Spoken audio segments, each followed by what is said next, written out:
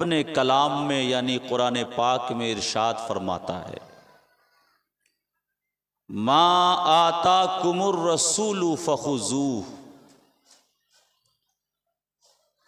जो रसूल तुम्हें दें फखुजूह, उसे ले लो। वमा नहाकुम अन्हु फंतहू, और जिस चीज से रसूल मना करें उसे छोड़ दो। ये कुरान है, जो रसूल दें उसे ले लो, और रसूल जिस चीज से मना करें, रोक दें, रुकिए जाओ, रुक जाओ, ठहर जाओ। हम तो कर रहे हैं ना वैसे। अल्लाह ने कुरान को रसूल पर नाजिल फरमाया, अपने हबीब को अता फरमाया, और हबीब ने जब अपनी उम्मत को दिया ना, तो उम्मत ने ले तो लिया मगर ताक पर रख दिया। लिया जरूर। कौन सा ऐसा घर है जिस घर में कुरान नहीं है? लेकिन हमें यह बताओ कि कौन सी ऐसी जुबान है जो कुरान की तिलावत नहीं करती है? आप कहोगे कि 99% लोग ऐसे मिलेंगे जो कुरान तो घर में है मगर कुरान की तिलावत नहीं करती है। तो रसूल ने दिया, हमने लिया, लेकिन लेने के बाद ना उसे हमने पढ़ा नहीं, उसकी तिलावत नहीं की, सीखने की कोशिश नहीं की, बस हदिया कराया, अपने घर के ताक पर डाल दिया। या फिर एक और वक्त आता है जब इंसान हदिया कराता है कुरान पाक का, और वो कब? जब उस इंसान के बेटी का बियाह हो रहा होता है, महर हो रहा होता है। बेटी को हमने पलंग दे दिया, बेटी को हमने 16 सिंगार दे दिया, बेटी को हमने खाट दिया, बेटी को हमने ड्रेसिंग टेबल दे दिया, बेटी को हमने आलमीरा दे दिया, बेटी की जरूरियात का सारा सामान दे दिया। मगर एक मुसलमान को लगता है कि नहीं, सब कुछ तो दिया पर कुछ नहीं दिया। एक मुसलमान बाप को लगता है खाट 50,000 का दिया, लगता है कि कुछ नहीं दिया। सिंगारदान दिया, लगता है कि कुछ नहीं दिया। पूरा ट्रंक भर कर दे दिया, लगता है कि कुछ नहीं दिया। अपनी बेटी के सवारी के इस्तेमाल करने के लिए भिख मंगे जमाई को हमने 4 व्हीलर दे दिया, मगर लगता है कि कुछ नहीं दिया। भिख मंगे जमाई को हमने मोटरसाइकिल दे दिया, मगर लगता है कि कुछ भी नहीं दिया। बाप का दिल कहता है नादान, बेटी के उस तमाम चीजों में सब तो तूने दे दिया है, मगर कुछ तो है जो बाकी है। अगर तुम उसे दे दोगे तो कामिल दे दोगे। दिल पुकार उठता है, आखिर क्या वो चीज है कि बेटी को दे दें तो दुनिया की कुल सामान दे दिया, बेटी को दे दें तो कुल कायनात दे दिया। तो आवाज दिल देगी, आए बंदे सुन, वो कोई और नहीं कुरान है। बेटी को कुरान दे दे दुनिया।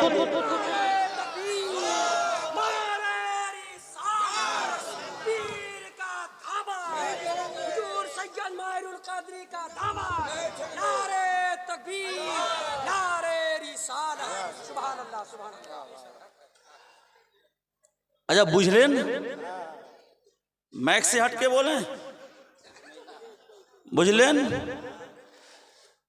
जब आप बेटी का महर करते हो, कितने ख्वाब सजाते हो।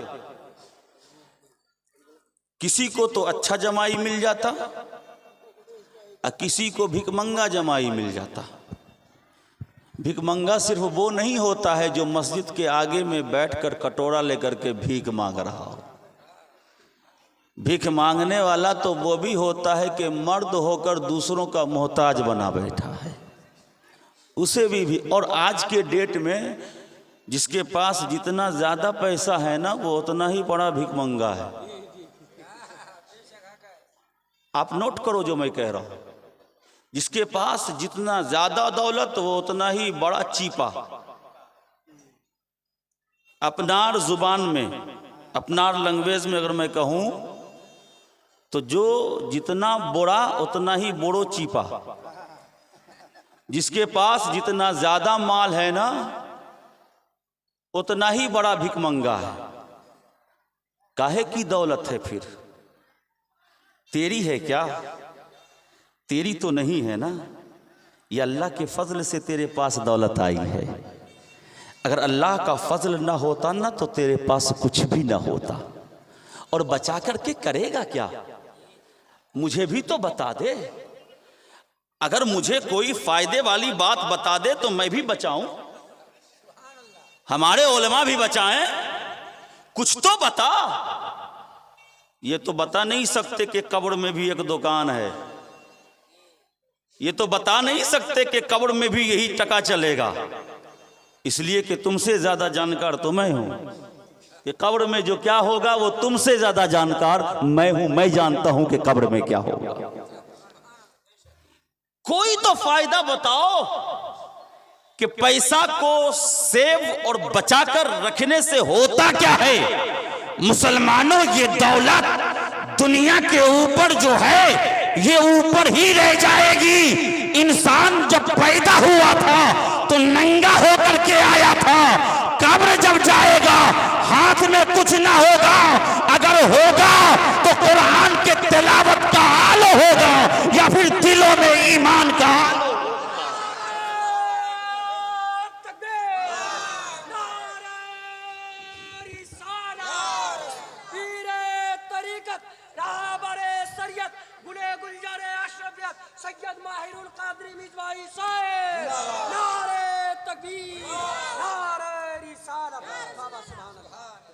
क्या जाएगा? ईमान की दौलत जाएगी, ईमान की हरारत जाएगी। हर दिन ना इस इलाके में लड़ाई झगड़े हो रहे हैं। भाई भाई से लड़ रहा है। जानते हो किसके लिए? एक उंगली जमीन के लिए। किसके लिए? एक उंगली जमीन के लिए। एक भाई दूसरे भाई का दुश्मन बना बैठा है। जीतता कौन है बताऊं? जीतता वही है ना जिसके पास डंडा ज्यादा है। डंडा जानते हो? जिसके पास खंबा ज्यादा है। और खंबा ज्यादा जानते हो? जिसके पास बेटा ज्यादा है। जिसके पास बेटा ज्यादा है वो सोचता है कि मुझसे बड़ा ताकतवर कोई और नहीं है। तो जब दो भाई के दरमियान में झगड़ा हो ना, तो जिसके पास बेटा ज्यादा तो जाहिर सी बात है वही जीतेगा। इसलिए कि खंबा ज्यादा। एक बेटे के पास दो खंबा, एक राइट साइड का एक लेफ्ट साइड का। इसलिए कि अगर खंबा जहां टूटा तो फिर वो इंसान खड़ा ही नहीं पाएगा। फिर जो सीना को तान कर चलता था ना, उसका सीना अंदर चला जाएगा। इसलिए कि जिस खंबे के बलबूते पर हम चलते थे ना, वो खंबा ही ना रहा। जिस खंबे पर हमको नाज था, मुसलमानों फख्र इस खंबे पर मत करो। अगर फख्र करना है तो जिसने इस खंबे को दिया है उसका शुक्रिया अदा करते रहो। क्योंकि जो बंदा उस खुदा का शुक्रिया अदा करता है, कसम खुदा की, दौलत नहीं होती है अल्लाह दे देता है। रिस्क नहीं होता है अल्लाह दे देता है। बेटा नहीं होता है अल्लाह दे देता है। जब बंदा खुदा का हो जाता है, जुबान से जो मांगता है अल्लाह पूरा कर दिया करता है। जुबान से जो मांगता है अल्लाह पूरा कर देता है।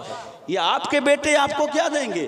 कुछ नहीं देंगे। बूढ़ा होगे तो लात मार के घर से निकाल देंगे। सुन लो, जब बूढ़ा होगे ना आप, जिस बेटे के लिए सब कुछ करते हो, थोड़ा सा बीमार हो जाए ना तो गोद में उठाकर, अगर कोई सवारी गाड़ी ना मिले ना तो तुम दौड़ते हुए अपने पांव के बल पर तुम रायगंज तक चले जाओ। क्यों? इसलिए कि ये मेरा बेटा है, मेरी औलाद है, कहीं इसको कुछ ना हो जाए, कहीं इसकी तबीयत और ज्यादा खराब ना हो जाए, कहीं ये और भी ज्यादा परेशान ना हो जाए, कहीं इसकी तकलीफ में और ज्यादती ना हो जाए। मेरा बेटा है। बाप के दिल में इतना ज्यादा मोहब्बत अपने औलाद की है कि अगर कोई सवारी 3 पहिए की वाहन हो या 4 पहिए की वाहन हो, घर में 2 पहिए की वाहन अगर साइकिल ना हो ना, और बेटे की हालत खराब है, तो बाप की हालत ये होती है कि वो चाहेगा कि नहीं, जितनी जल्दी हो सके हमें डॉक्टर तक पहुंचना है, गाड़ी मिले ना मिले हमें चलना है तो पैदल ही चलना है, चाहे रायगंज तक जाना पड़े। उस बेटे के लिए तुमने क्या नहीं किया है? उस बेटे के बचपन में तुमने सहारा बना। उस बेटे के बचपन में जब वो खा नहीं रहा था, तुमने रोटी के उस निवाले को पहले अपने दांतों में चबाया, चबाने के बाद नरम किया, फिर अपने बच्चे के मुंह में दिया, ताकि कहीं बच्चे के मुंह को नुकसान न पहुंचने पाए, बच्चे के मुंह को तकलीफ न पहुंचने पाए, बच्चे के मुंह में छाला न हो जाए। जरा पूछो उस माँ से कि अपने बच्चे से कितना प्यार करती है। जब बच्चे उस माँ के दूध को पकड़ती नहीं है तो एक डॉक्टर के पास नहीं, हजारों डॉक्टर के पास जाती है कि डॉक्टर बताओ ना मेरे बेटे को क्या हो गया है, डॉक्टर बताओ ना मेरा बच्चा दूध नहीं पी रहा है, डॉक्टर बताओ ना मेरे बेटे को कौन सी बीमारी लग गई है, इसका इलाज क्या है, डॉक्टर बताओ ना आखिर ये कैसे सही होगा। दूध नहीं पी रहा है, रोता है तो रोता ही रहता है, चीखता है तो चिल्लाता ही रहता है, रोना बंद नहीं होता है, माँ का दिल तड़प रहा है, माँ का दिल दुख रहा है, डॉक्टर के पास आना जाना है, डॉक्टर बता तो दे, कोई उसूद तो दे दे जिस उसूद के जरिए से मेरे बेटे को शफा मिल जाए। सिर्फ शफा ही ना मिले, जिसने मेरे थन का दूध पीना छोड़ दिया है वो बच्चा दूध पीता हुआ नजर आए। जो बच्चा खा नहीं रहा है वो बच्चा खाने लगे, डॉक्टर कहेगा ठहरो तो उसूद तो है मगर जल्दी असर नहीं करेगा, थोड़ा थोड़ा देर में असर करेगा, आहिस्ता आहिस्ता असर करेगा। मगर माँ है तो तड़प रही है, माँ है जो पिलक रही है, माँ है जो दर्द के आलम में तड़प रही है। आखिर उस माँ से पूछो कि तुम कितना बेटे को चाहती हो, वो कहेगी कसम खुदा की अपनी जान तो दे सकती हो पर बेटे को मैं मरने नहीं दूंगी। ऐ दुनिया की ख्वातीन हो, कान खोल कर सुन लो, अगर इतनी ही मोहब्बत तुम्हें उस खुदा से हो गया होता, अगर इतनी ही मोहब्बत तुम्हें उस रब से हो गया होता तो कसम खुदा की तुम्हें बच्चे को लेकर डॉक्टर के पास दौड़ना नहीं पड़ता, घरों में कुरान को खोल लेती, पढ़ने लगती, पढ़ पढ़ करके बच्चों को दम करने लगती। इधर कुरान का करम होता, उधर अल्लाह का फज़ल। नारे तकबीर, नारे तकबीर, नारे रिसालत, पीर साहब किबला, नारे तकबीर, नारे रिसालत। सुभान अल्लाह, सुभान अल्लाह। हर बाप अपने औलाद के लिए कितना करती है, कितना करती है हर बाप।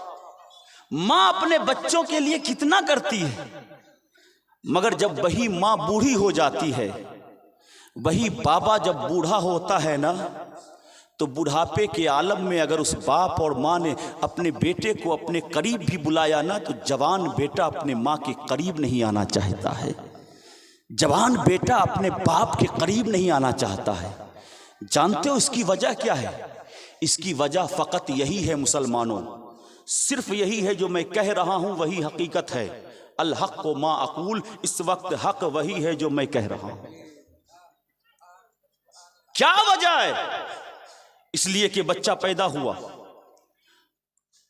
4 बरस हुआ, अब सबसे पहले हम ढूंढने लगे कौन सा बेहतरीन कॉन्वेंट है, कौन सा बेहतरीन इंग्लिश स्कूल है, कौन सा बेहतरीन मॉडर्न स्कूल है कि इस स्कूल में हम अपने बच्चे को देंगे तो मेरा बेटा इंग्लिश अच्छा पढ़ेगा। कौन सा ऐसा बेहतरीन कॉन्वेंट है, किस कॉन्वेंट में बेहतरीन टीचर तालीम देते हैं। 4 बरस हुआ तो हम इसकी फिक्र में लग गए कि सबसे बेहतरीन बंगला इसको तालीम दूंगा, इसे साइंस सिखाऊंगा, इसे मैथमेटिक्स सिखाऊंगा, इसे दुनिया की हर तालीम दूंगा।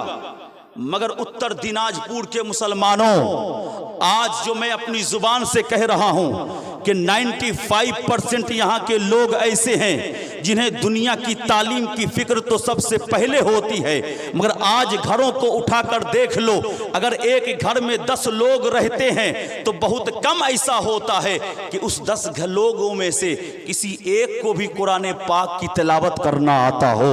उन 10 लोगों में से किसी एक को भी बैठा करके कुरान बोलो पढ़ने के लिए, तो बाखुदा कहता हूं कि वो नहीं पढ़ पाएगा। उसे तुमने दुनिया की तालीम दी है, उसे तुमने इंग्लिश सिखाया है, उसे तुमने बंगला सिखाया है, सिखाते हो बे, सिखाना पड़ेगा। बंगला सिखाना भी जरूरी है, इंग्लिश का पढ़ाना भी जरूरी है, साइंस का पढ़ाना भी जरूरी है, दुनिया का हर उलूम पढ़ाना भी जरूरी है। मगर सुनो, मेरे मुस्तफ़ा के उम्मती हो, मेरे मुस्तफ़ा के दीवाने हो, मेरे मुस्तफ़ा से इश्क करने वाले हो, मेरे मुस्तफ़ा के चहीते हो, मुस्तफ़ा ने तुझे अपना बना लिया है। कैसे ये गुलामे मुस्तफ़ा क्या, उसका अंदाज ये हो सकता है कि मुस्तफ़ा की शरीयत और कौल को छोड़कर मगरिबी तहजीब को अपना ले। कसम खुदा की, अगर मुसलमान मुस्तफ़ा की शरीयत को छोड़कर मगरिब की तहजीब को अपनाएगा तो उसके बेटे ऐसे ही होंगे कि बाप बुढ़ापे में बुलाएगा तो बेटा कहेगा, बाप तू जहां है वहीं खड़ा रह, अभी क्रिकेट खेलने का टाइम है, पहले क्रिकेट खेल लेता हूं तब मैं तुम्हारे पास आता हूं। मगर कसम खुदा की, जरा उस बाप से पूछो कि जिस बाप ने अपनी सोच में, अपने थाउत में, अपने फिक्र में सबसे पहले बसा लिया था कि जब मेरा कोई बेटा होगा इंग्लिश तो पढ़ाऊंगा मगर बाद में पढ़ाऊंगा, बंगला तो पढ़ाऊंगा मगर बाद में पढ़ाऊंगा, मैथमेटिक्स पढ़ाऊंगा मगर बाद में पढ़ाऊंगा, साइंस पढ़ाऊंगा मगर बाद में पढ़ाऊंगा, बायोलॉजी पढ़ाऊंगा मगर बाद में पढ़ाऊंगा। सबसे पहले अपने बेटे को अगर पढ़ाऊंगा तो कुरान पढ़ाऊंगा या फिर मुस्तफा की हदीस पढ़ाऊंगा।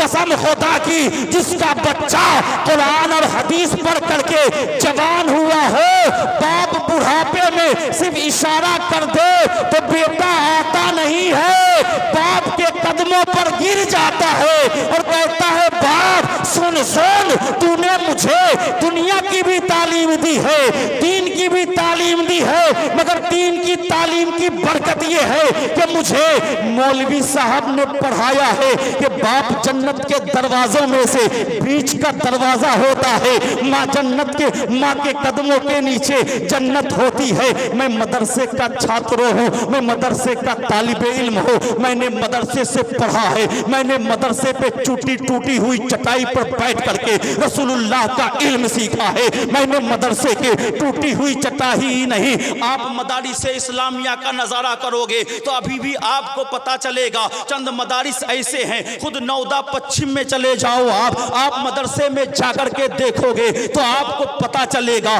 कि आज भी इस कड़ाके की ठंडक में अगर तालिबे इल्म बैठ रहे हैं तो बैठने के लिए कोई बेहतरीन और माकूल इंतजाम नहीं है, चटाई नहीं है, जो पाते हैं टूटी हुई चटाई है उसे बिछा करके पढ़ लेते हैं। क्यों? इसलिए कि ये कोई और तालीम नहीं है, ये तालीम है तो मुस्तफा की तालीम है, ये तालीम है तो खुदा की तालीम है, ये तालीम है तो शरीयत की तालीम है, ये तालीम है तो मुस्तफा जाने रहमत के शरीयत का इल्म हासिल करना है। और मुस्तफा की शरीयत का इल्म कुर्सी और टेबल पर बैठ करके नहीं होता है, मुस्तफा की शरीयत का इल्म खुदा के जमीन पर टूटी हुई चटाई पर बैठ करके होता है। क्योंकि जो मुस्तफा की शरीयत को सीख लेता है वो अपने माँ की भी इज्जत करता है, अपने बाप का भी।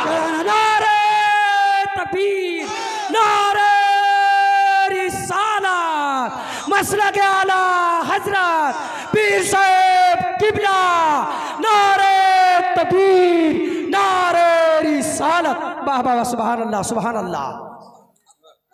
माँ के कदमों के नीचे जन्नत है, माँ के कदमों के नीचे जन्नत है। ये बूढ़ा तो बोलता है, जवान नहीं बोलता। ये बूढ़ा तो बोलता है माँ के कदमों के नीचे जन्नत है, ये बूढ़ी माँ बोलेगी, मगर जवान बेटी कभी नहीं बोलेगी। क्यों नहीं बोलेगी? कि अगर बोल दिया तो फिर माँ के कदमों को चूमना होगा, माँ के कदमों पे गिरना होगा। इसलिए हर बाप तो ये कहता है कि बाप जन्नत के दरवाजों में बीच का दरवाजा है, लेकिन जब बाप बन जाता है तो, लेकिन जब तक बाप नहीं बना था तो नहीं कहता था। क्यों? इसलिए कि मेरा बाप है। अगर हम कहने लगेंगे तो अपने बाप की इज्जत करनी पड़ेगी। अब मैं आपको एक इशारा देता हूं। लोग कहते हैं मौलवी साहब ऐसे होते है ना। मैं कहता हूं कि एक आलिम के बगैर आपकी जिंदगी अधूरी है। इसलिए मैं कहता हूं कि अगर आपका खानदान एक है ना, तो अपने एक खानदान में, अपने एक पूरे खानदान में कम से कम ये जरूरी है कि एक आलिम दीन को पैदा करो। आलिम के बगैर आप अधूरे हो। फिर भी लोग क्या कहते हैं, मौलवी साहब ऐसे। जब मोहर पढ़ाने का होगा ना, मोहर जानते ना, मोहर ही तो आप जानते हैं, निकाह नहीं जानते। मोहर पढ़ाने का होगा ना, तो मौलवी साहब को 10 मरतबा फोन कीजिएगा, हजरत कब आ रहे हैं, हजरत बारात आ गई, हजरत नाश्ता हो गया, हजरत खाना हो गया। और जब तलाक देने की बात आई, मौलवी साहब गायब। ने सुनिए थोड़ा, जब मोहर पढ़ाने की बात आती ना, तो जब तक महर ना हो, मौलवी साहब कोথায় আছেন, কি করছেন, আসবেন নাই, তাড়াতাড়ি আসেন। तो मोहर पढ़ाने से पहले मौलवी साहब कितना मर्तबा याद आया? एक मर्तबा नहीं, कई मर्तबा। लेकिन तुफ है ऐसी कौम पर कि तलाक के वक्त उसे नहीं याद आता। जिस तरीके से आपको महर पढ़ाने के वक्त मौलवी साहब याद आता ना, उसी वक्त तलाक के वक्त अगर तलाक की सोच भी आपके जहन में आ जाए ना, तो अगर किसी आलिम दीन को आप याद कर लोगे ना, तो कसम खुदा कि आपके मुआशरे में इंतसार और फसाद नहीं फैलेगा, नहीं फैलेगा फसाद। जब आप मौलवी साहब को याद करोगे, मौलवी साहब तलाक देना चाहते हैं, वो आओगे ना, तो आपके इस सोच को हटा देगा, आपकी इस सोच को खत्म कर देगा। महर पढ़ाने से पहले मौलवी साहब, तलाक देने के बाद कोई मौलवी साहब नहीं, और जब दे दिया तब आता है मौलवी साहब बचा लो, मौलवी साहब बचा लो। तो मुसलमानों, शरीयत का इल्म सीखना पड़ेगा। जिस तरीके से आप महर पढ़ाने के लिए आप बुलाते हो मौलवी साहब, ज़रूरत पड़ती है जनाजा पढ़ाने के लिए बुलाते हो, उसी तरीके से आपको नमाज के मसाइल भी सीखने होंगे, रोज़े के मसाइल भी सीखने होंगे, हज के मसाइल भी सीखने होंगे, ज़कात के मसाइल भी सीखने होंगे, तलाक के मसाइल भी सीखने होंगे, क्योंकि ये सब नबी की शरीयत और दीन है। अगर सीख लोगे तो नबी का नूर आ जाएगा, नहीं सीखोगे तो नबी के नूर से दूर हो जाओ। जिसके अंदर शरीयत का इल्म होता है ना, वो नूरे मोहम्मदी के करीब हो जाता है, और जिसके पास शरीयत का इल्म नहीं होता है, वो नूरे मोहम्मदी से दूर हो जाता है। अब ये आपकी मर्जी है कि नूरे मोहम्मद से करीब होना चाहते हो या नूरे मोहम्मद से दूर होना चाहते हो। अगर करीब होना चाहते हो, मुझको बहुत ताज्जुब होता है, मैं यहां रहता हूं ना, इसलिए मैं बोलता हूं, बहुत ताज्जुब होता है, बहुत ज्यादा, और अफसोस बहुत होता है। मुझको लगता है मैं रोऊं बैठ कर जब ये सोचता हूं कि ये 80 साल की उम्र है मगर ये कुरान पढ़ना नहीं जानता है। मैं खुद आंखों से आंसू के कतरे टपकने लगते, आखिर क्या माहौल है यार। 80 साल हो गया, एक पांव उसका जमीन के ऊपर है, एक पांव जमीन के अंदर है, मगर उससे पूछो कि कुरान पढ़ना आता है तो कहेंगे नहीं पढ़ना आता। क्या ये ताज्जुब की बात नहीं? आप अपने घर की लेडीज से पूछो, औरतों से पूछो, मैं से पूछो, और क्यों पढ़ेगी वो? जब गार्जियन ही नहीं पढ़ा है, जब बप्पा ही नहीं पढ़ा है, तो बेटवा क्या पढ़ेगा? आप कैसे कहोगे अपने बच्चों को कुरान पढ़ो? क्योंकि हो सकता है कि बच्चे आपको पलट करके जवाब देंगे खुद नहीं पढ़े, काहे के लिए जबरदस्ती कर रहे? कहने के लिए किसी चीज, बेटे को नसीहत करने के लिए पहले उस चीज पर अमल होना जरूरी है। अगर आप झूठ नहीं बोलते हो ना, तब आप कह सकते हो बेटे को कि झूठ मत बोलो, मगर अगर आप खुद झूठ बोल रहे हो और आप अपने बेटे को कहो कि झूठ मत बोलो, बेटा तो आपका मजाक उड़ाए। ये कैसा बाप है, खुद झूठ बोलता है और कहता है झूठ मत बोलो। क्या मजाक नहीं उड़ाएगा? आप खुद वादा खिलाफी करते हो, वादा को तोड़ते हो और बेटे को कहो बेटा कभी वादा खिलाफ मत करना, बेटा हंसेगा नहीं आप पर। ये कैसा बाप है मेरा, मेरे सामने ही वादा खिलाफी करता है और फिर मुझे नसीहत करता है कि वादा खिलाफी मत करना। 40 साल का आदमी हो गया है, अपने भाई से लड़ रहा है, साथ में बेटा है और बेटा भी देख रहा है, देखो बप्पा लड़ रहा है। तो जब बाप को लड़ता हुआ देखेगा तो बेटा अच्छा नहीं बन सकेगा, वो भी फितना और फसादी ही बनेगा। इसलिए कि जब बाप फसाद फैला रहा है तो बेटा भी फसादी होगा। जब मां अपनी बेटी के सामने गालियां बकेगी तो बेटी दुआएं नहीं देगी, बल्कि वो तो देख रही है कि मां गाली बक रही है, इसी के कदम के नीचे जन्नत है, तब तो जायज होगा। मां गाली बक रही, इसी के कदम के नीचे जन्नत है। कैसे समझाओगे अपने बेटियों को कि गालियां मत दो, क्योंकि शरीयत मुस्तफा में मना है। वो बेटी आप पर हंसेगी, कैसी मां है, खुद गाली देती है और बेटी को कहती है गालियां मत दो। क्या ताज्जुब की बात नहीं है? क्या आप अपना मुआशरा नहीं सब सुधारोगे? क्या कुरान के तालीम की तरफ अभी भी आपका दिल माइल नहीं होगा? क्या कुरान की तिलावत की तरफ अभी भी आपका जहन माइल नहीं होगा कि चलो अगर हम नहीं पढ़े हैं तो अपने औलादों को पढ़ा दे? आज मैं इसीलिए मैं फातिमातुज़ ज़हरा एक महिला मदरसा का मैं जो बना रहा हूं, जिसकी सरपरस्ती जेर सरपरस्ती हुजूर ताजुल औलिया मद्दज़िल्लुहुल आली व नूरानी है, उन्हीं के जेर साए करम उस मदरसे का आगाज तो कर रहा हूं। मगर मुझे अभी भी लग रहा है कि मेरा जो एम है ना, वो मैं उस एम को पूरा कर सकूंगा या नहीं कर सकूंगा। क्योंकि यहां के कुछ लोग ना, फितना बहुत है, कुछ लोगों में फितना बहुत ज्यादा है। इतना कूट करके फितना भरा हुआ है कि मुझे कहने में तो बड़ा आश्चर्य होता है, लेकिन कहे बगैर मैं रहता भी नहीं। जो दिल में आता है वो कह देता हूं। मुंह दिखने में लगता है उसका बंदर की तरह। इतना बड़ा फितना और फसादी, इतना बड़ा मदरसा बन गया, लिल्टन की ढलाई होने वाली है। कभी बात पहुंचती है, जानते हैं क्या, लगता है केरल से पैसा आ रहा है।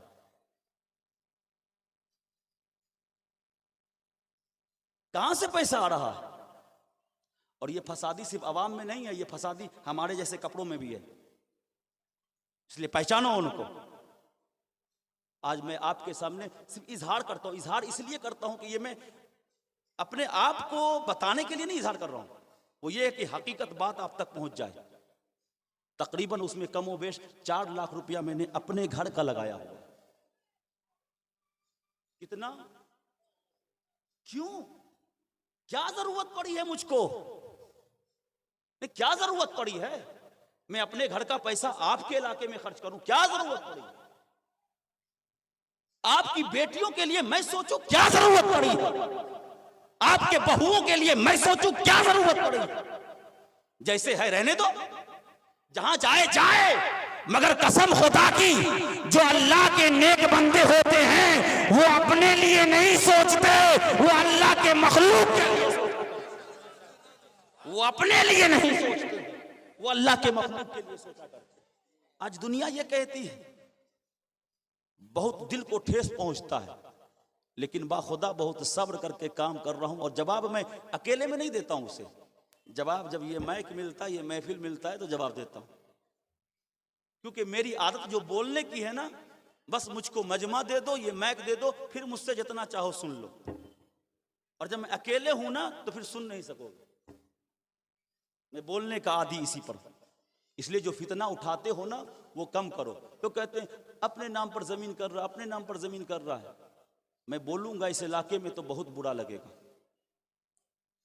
मैं अपने नाम पर इसलिए भी कर रहा हूं कि वो मेरा है और मैंने कह करके लिया। मैं खरीदना चाहता था, वो मेरा है। और मैं तो चुन रहा हूं, नाम लिख रहा हूं उन लोगों का जो लोग फितना फैलाते हैं। आज सुन लो कि बाखुदा मैं ऐसे लोगों से 1 रुपया देगा भी तो नहीं लूंगा, देगा भी तो मैं नहीं लूंगा। मैं तो नाम चिन्हित कर रहा हूं, आखिर है कौन लोग, नहीं लूंगा। क्यों? इसलिए कि अपने नाना के घर में ऐसे लोगों का हम पैसा लगाएं जो लोग फितना और फसाद फैलाते हो नाना के घर के लिए, मुस्तफा के घर के लिए, जहां मुस्तफा की शरीयत की तालीम होगी उसके लिए लोग फितने उठाते हो तो यकीनन वो मोमिन नहीं हो सकता है। वो जमीन पर चलता हुआ फसादी, वो जमीन पर चलता हुआ फसादी, मगर वो मोमिन नहीं हो सकता, क्योंकि नेक काम में टांग खींचने वाला वो अच्छा इंसान नहीं होता, ये सब जानते हैं। इसलिए अल्लाह के वास्ते अपने मुंह को भी बंद रखो, वरना फिर हम तुम्हें इतना मशहूर कर देंगे ना, इतना मशहूर कर देंगे कि मुंह छुपाने के लिए भी जगह न हो। चलिए, मैं थोड़ा सा भटक गया था, मैं नहीं भटका था, लेकिन जब दिल और ज़हन में आती है बात तो मैं कह देता हूं। और कुछ लोग हैं इसी इलाके के जो अल्लाह का फजल है, मैं जाता नहीं हूं किसी के पास, लेकिन जिनके दिल में मोहब्बत है, अल्लाह का फजल है, वो ला करके पहुंचा देते हैं। और मैं दुआ करता हूं कि अल्लाह रब्बुल इज्जत उनके इस दान को, जो मेरा चेहरा देख करके नहीं देते हैं, बारे अल्लाह तेरे हबीब की शरीयत की तालीम के लिए वो घर बन रहा है इसीलिए वो देते हैं, मौला अपने हबीब का सदका अता फरमा दे। तो मा अताकुमुर रसूल फखुजू व मा नहाकुम अन्हु फंतहू, जो रसूल दें उसे ले लिया करो, जिस चीज से रसूल मना करें उस चीज से बाज आ जाओ। मैं बताऊं, एक है इत्तिबा, एक है इत्तिबा और एक है इताअत। इताअत और इत्तिबा में बहुत फर्क है। इताअत कहते हैं वही पैरवी करना। जैसे बाप ने कहा बेटा पानी लाओ, फॉर एग्जाम्पल, तो बेटा ने पानी ला करके दे दिया, ये जानते हो क्या है? ये इत्तिबा है। ये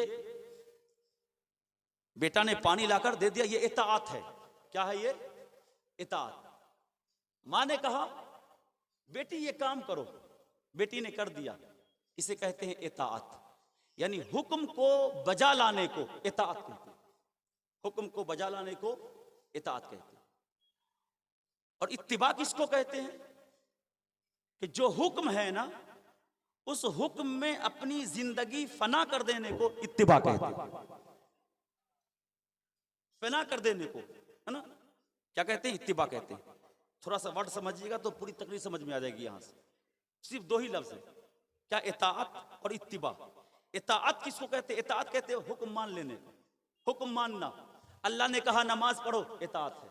अल्लाह ने कहा रोजा रखो, इताअत है। अल्लाह ने कहा मालिक निसाब हो तो हज करो, इताअत है। अल्लाह ने कहा ज़कात दो, इताअत है। अल्लाह ने कहा माँ की इज्जत करो, इताअत है। अल्लाह ने कहा बाप की इज्जत करो, ये इताअत है। अल्लाह ने कहा भूखों को देखो तो खाना खिला दो, इताअत है। अल्लाह ने फरमाया नंगों को देखो तो कपड़े पहना दो, इताअत है। अल्लाह ने फरमाया कि गालियां मत बको, हमने छोड़ दिया, यही इताअत है। अल्लाह ने फरमाया कि अल्लाह के रसूल सल्लल्लाहु अलैहि वसल्लम ने फरमाया कि वादा करो तो वादा खिलाफी मत करो, ये इताअत। इत्तिबा क्या है?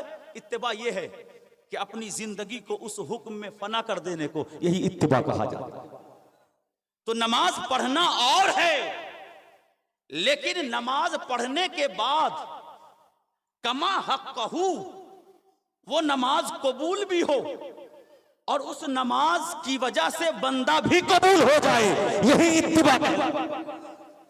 एक है नमाज, हुक्म दिया पढ़ लिया, पढ़ करके चले जाए बस, और कोई काम किसी के दिल में नहीं। अल्लाह का हुक्म है, फर्ज पढ़ लिया, वाजिब पढ़ लिया, सुन्नत मुअक्कदा पढ़ लिया, सुन्नत गैर मुअक्कदा पढ़ लिया। अल्लाह का हुक्म है नमाज पढ़ो, जितना भी पढ़ोगे अल्लाह का कुर्ब मिलता रहेगा। चलो अब सब तो कर लिया, अब नफल पे नफल पढ़ते चले जाओ, अब नफल पे नफल पढ़ते चले जाओ, है ना। ये क्या हो जाता है?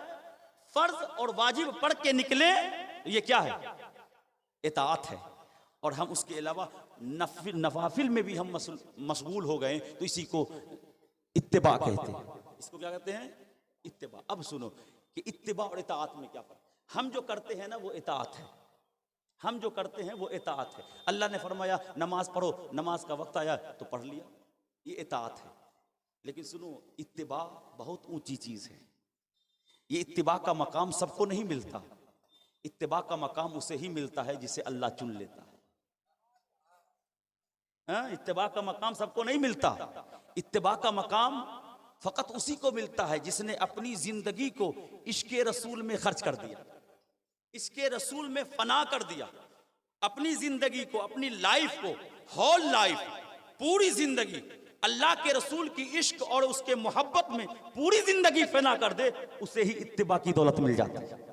अब जब आप पूछोगे कि इत्तिबा वाले है कौन, तो सुनो, पूरी दुनिया इताअत करती है, मगर जो इत्तिबा करती है उसे अबू बकर सिद्दीक कहते हैं, जो इत्तिबा करती है उमर फारूक कहते हैं, जो इत्तिबा करती है उस्मान गनी कहते हैं, जो इत्तिबा करती है मौला अली कहते हैं, जो इत्तिबा करती है इमाम हसन कहते हैं, जो इत्तिबा करती है, जो इत्तिबा करते हैं इमाम हुसैन कहते हैं, जो इत्तिबा करते हैं वो गौस अब्दुल कादिर जिलानी कहते हैं, जो इत्तिबा करते हैं मोइनुद्दीन चिश्ती अजमेरी कहते हैं, जो इत्तिबा करते हैं उसे निजामुद्दीन कहते हैं, जो इत्तिबा करते हैं उसे अहूदुद्दीन कहते हैं, जो इत्तिबा करते हैं उसे शेखुल इस्लाम कहते हैं, जो इत्तिबा करते हैं उसे अशरफुल औलिया कहते हैं, जो इत्तिबा करते हैं उसे ताजुल औलिया। नारे तकबीर, नारे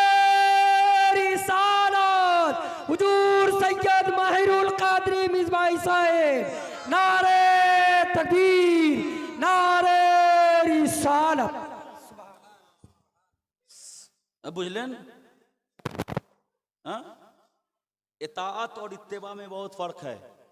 हम लोग ना इताअत करने वाले, इताअत हुक्म हुआ कर लिए, इत्तिबा पूरी जिंदगी इश्क़े रसूल और इश्क़े मुस्तफ़ा में पूरी जिंदगी को खर्च कर देना, सर्फ कर देना, अपने आप को फना कर देना इश्क़े रसूल में, अपने आप को फना कर देना मोहब्बत रसूल में, इसी को इत्तिबा कहा जाता है। और सुनो, जो इताअत करता है ना, तो बंदे का चेहरा आसमां की तरफ होता है, कहता है अल्लाह मैं तुझसे प्यार करता हूं। इताअत, जो बंदा इताअत करता है, ए अल्लाह मैं तुझसे मोहब्बत करता हूं, ए अल्लाह मैं तुझी को चाहता हूं।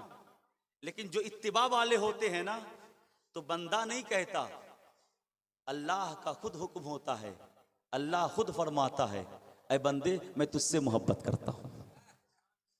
देखो इताअत और इत्तिबा में क्या फर्क है। इताअत करने वाले बंदा कहता है, ऐ खुदा मैं तुझसे प्यार करता हूं, ऐ खुदा मैं तुझे चाहता हूं, ऐ बारे इलाहा मैं तुझे पसंद करता हूं, ऐ बारे इलाहा मैं तेरे फजल का मुतमन्नी हूं, ऐ बारे इलाहा मैं तुझी से तो इश्क करता हूं। मगर जो इत्तिबा करता है तो बंदा नहीं कहता खुदा मैं तुझसे प्यार करता हूं, खुद खुदा कहता है ऐ बंदा मैं तुझसे प्यार करता हूं। अब खुदा कहता है बंदा मैं तुझसे प्यार करता हूं। तो इत्तिबा का मकाम और है और इताअत का मकाम और है। आपने क्या समझा, मा आताकुमुर रसूलु फखुजू, अल्लाह के रसूल सल्लल्लाहु अलैहि वसल्लम जो दें उसे ले लो, और जिस चीज से मना कर दें कि ये चीज मत करो, उस चीज को आप अपनी जिंदगी से निकाल दो। ये ना, ये कुरान के आयत का तर्जमा है। अब सुनिए, इसी के हिसाब से एक हदीस और उस पर मसला भी सुनिए कि क्या शरीयत है। हम सीखते नहीं और हम शरीयत मुस्तफ़ा के खिलाफ काम कर जाते हैं।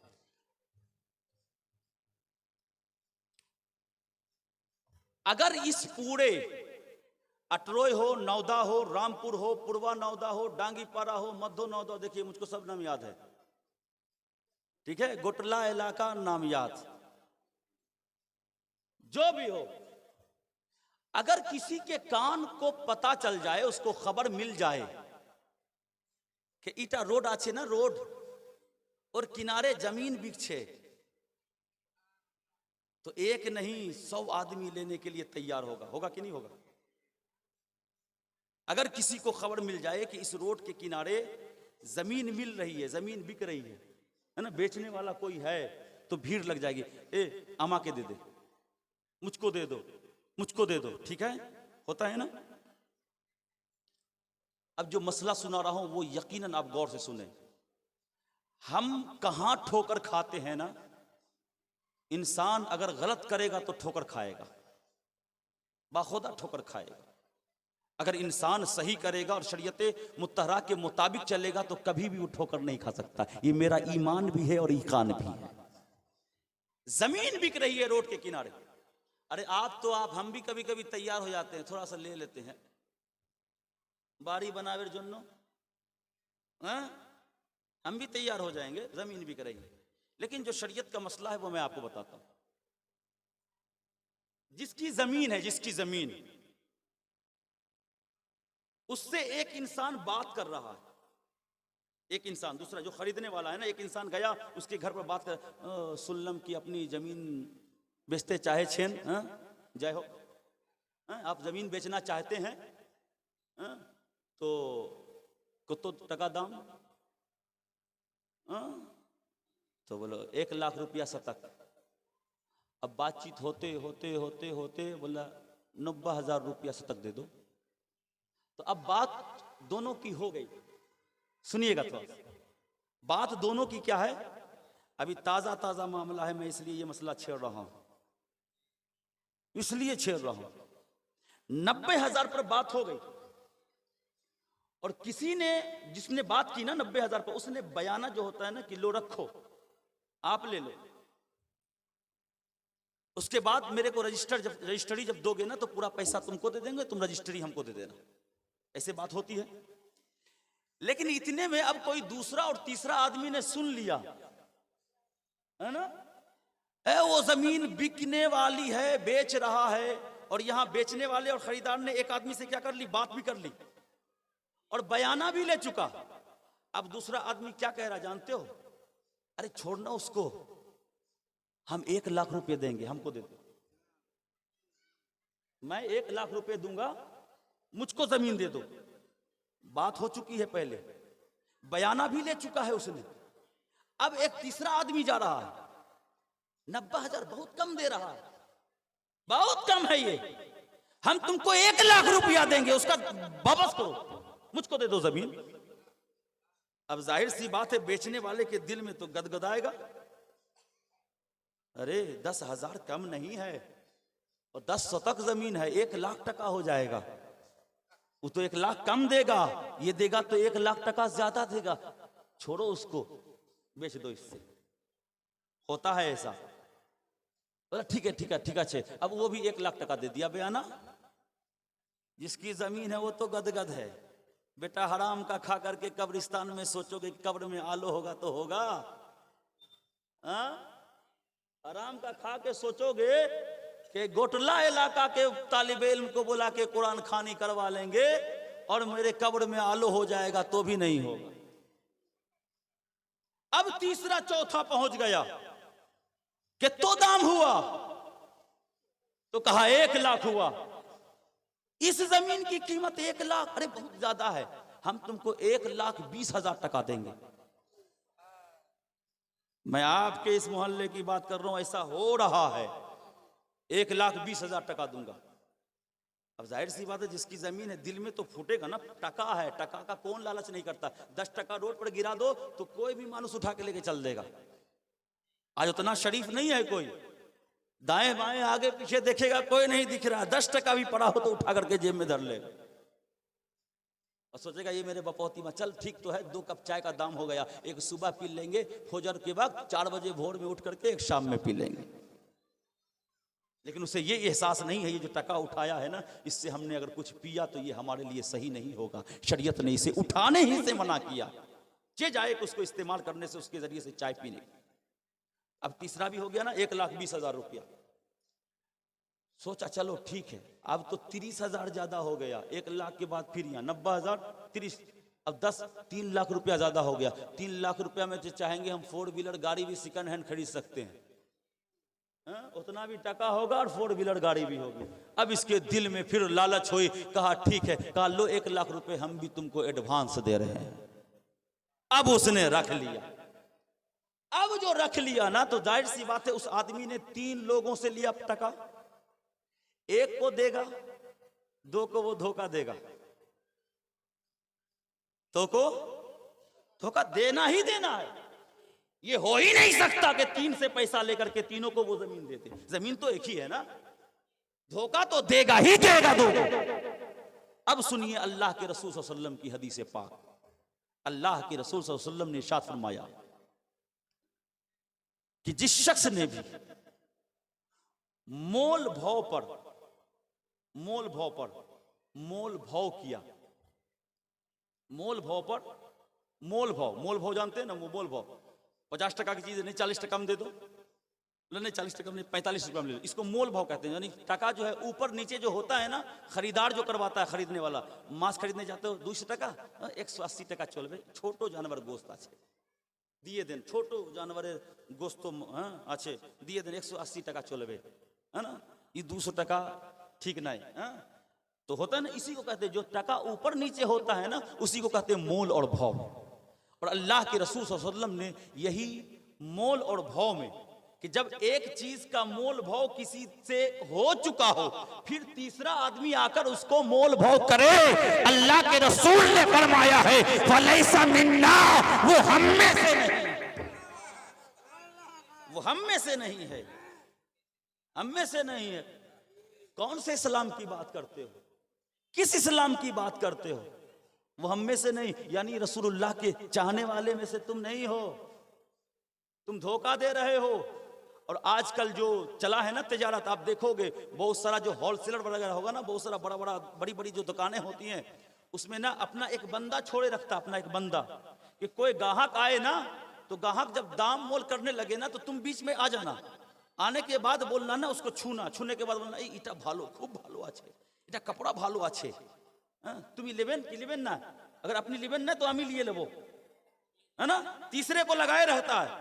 अगर आपको नहीं मालूम तो मैं बतला देता हूं, इसलिए कि सारा नॉलेज किताबों से नहीं मिलता, कुछ इंसान के जिंदगी और दुनिया में घूमने से भी इल्म हासिल हो जाता है। ऐसा ही बंदा रहता है, उसको लेना नहीं होता, वो दुकान ही का कोई एक बंदा रहता है, लेकिन वो उसके दिल को उभारने के लिए कि नहीं ये इसने कहा, बगल वाला कोई दूसरा होगा कहा है कि चीज अच्छी होगी, तो हो सकता है कि चीज अच्छी होगी, इसलिए अब उसने कहा कि नहीं मुझको दे दो 100 रुपये में 100 रुपये में दो, तब अरे मेरे से मोल भाव हो रहा है ना, अभी तू जो हट है अभी मुझको तो लेने दे, अब वो कहता है मेरे दे दो 100 रुपये में ले लो, तो अब जो 50 रुपए की चीज होगी ना, वो भी 100 रुपये में ले लेगा, है ना। तो मा आता कुमुर रसूलु फखुजू व मा नहाकुम अन्हु फंतहू। मुसलमानों, जब एक चीज की बय और उस पर बात हो चुकी हो, तो किसी तीसरे आदमी को मुस्तफा की शरीयत ने इख्तियार नहीं दिया है कि उस पर मोल भाव करे, इसलिए कि मोल भाव करना ये हराम है, और जो हराम काम करता है उसमें बरकतें नहीं, बरकतें नहीं। अब जिसकी जमीन है वो 1 से 1 लाख, दूसरे से 1 लाख, तीसरे से 1 लाख, एक को दे दिया जमीन, तो दूसरे का जो 1-1 लाख रुपया लिया, जानते हो बसा होगा तो वो खा जाता है, तो फिर वापस नहीं करता है। कहां जाएगा टका? क्या सोचते हो इस टका से मिलाद करा लोगे तो कब्र में आलो होगा? क्या सोचते हो ये टका हमें कब्र में बचा लेगी? नहीं मुसलमानों, अगर चाहते हो कि हमारी दुनिया में भी आलो हो, हमारे कब्र में भी आलो हो, और हमारे आखिरत में भी मुस्तफा हमारे लिए सहारा बन जाए, तो कसम खुदा की अल्लाह ने जो हुक्म दिया है उसे करते ही थाको, और जो मुस्तफा ने हुक्म दिया है उसी पर अमल करते रहो। यकीनन दुनिया में भी आलो होगा, कब्र में भी आलो होगा, और आखिरत में भी मुस्तफा जाने रहमत की सिफारिश हमारे लिए सहारा बन जाए।